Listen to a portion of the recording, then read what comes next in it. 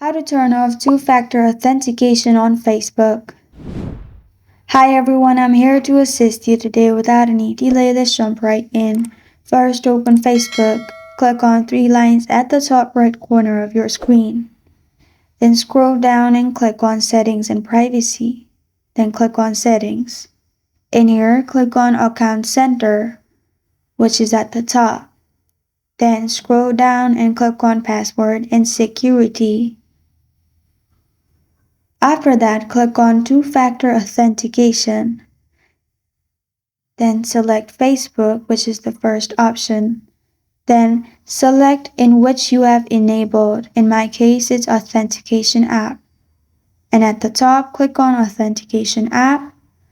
And then at the bottom, click on Turn off. After that, you're good to go. This is how to turn off two-factor authentication on Facebook.